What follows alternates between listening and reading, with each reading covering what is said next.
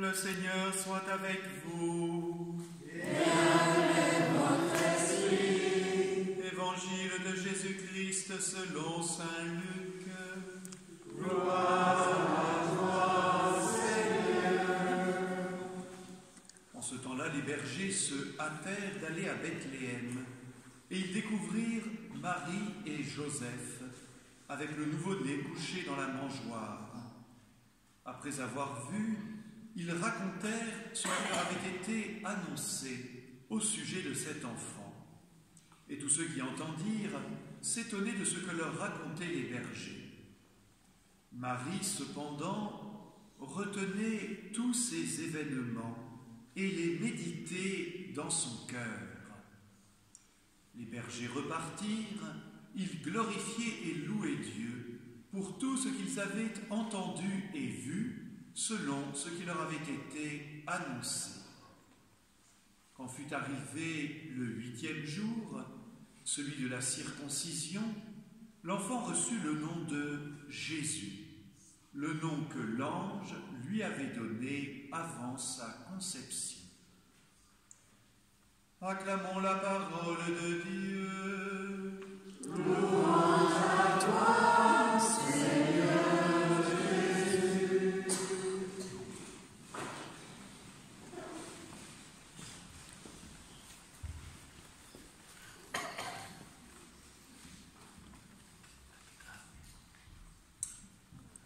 Marie retenait tous ces événements et les méditait dans son cœur.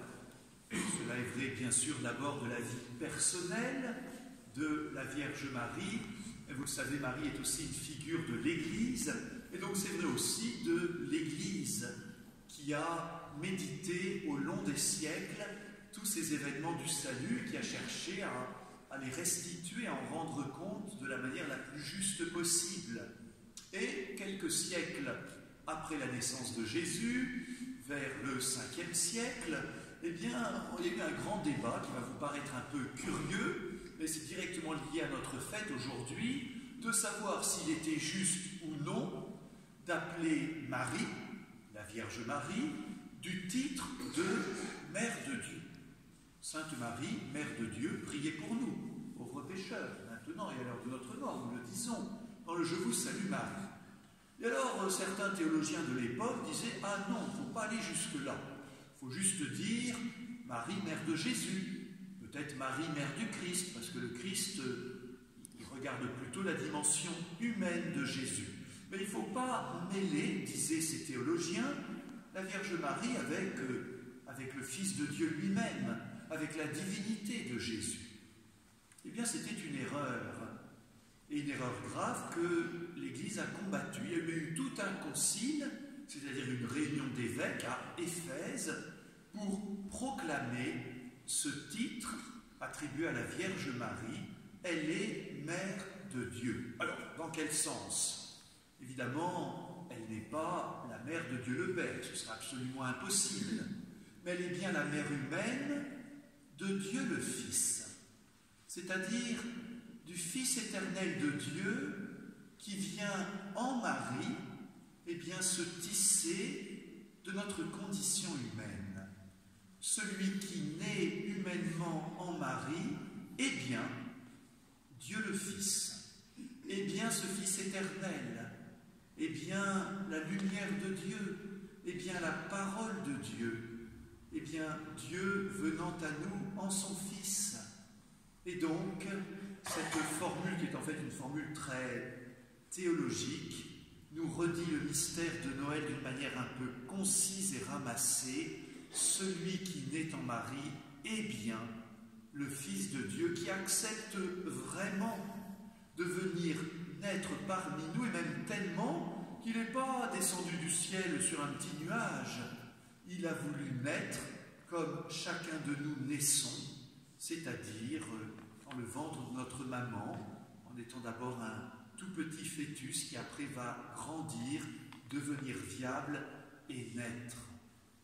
Celui que porte Marie est bien le Fils de Dieu, est bien la parole de Dieu, est bien la lumière de Dieu, est bien la présence de Dieu. Pourquoi est-ce important? Pour une raison très simple, c'est que si le Fils de Dieu s'est fait vraiment homme, alors il est vraiment l'un de nous. Et s'il est vraiment l'un de nous, il peut vraiment nous communiquer ce qu'il est par nature, c'est-à-dire la présence de Dieu, la lumière de Dieu. Il unit vraiment Jésus-Christ, divinité, humanité, 100% Dieu, 100% homme, pour que nous, les hommes, soyons vraiment en contact complet avec l'amour de Dieu.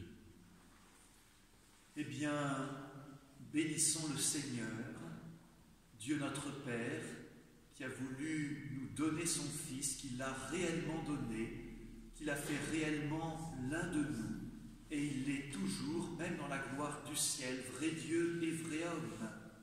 Bénissons ce Fils éternel, qui par amour pour nous, par obéissance au Père, s'est vraiment fait l'un de nous, pour que nous puissions recevoir tout l'amour de Dieu.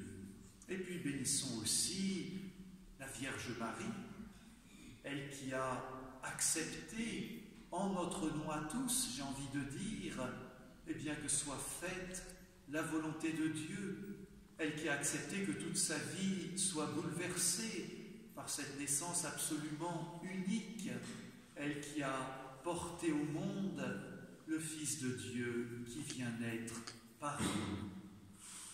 Au 8e jour, le jour de la circoncision, c'est-à-dire aujourd'hui, ce Fils éternel reçoit un prénom humain, Jésus, ce qui veut dire Dieu sauve, que le Seigneur en cette année nouvelle nous sauve de toutes nos tristesses, nous délivre de nos péchés, redonne confiance et espérance à notre Église, à notre communauté, à notre société, à notre terre, pour que le salut de Dieu soit vraiment accueilli par son peuple. Amen.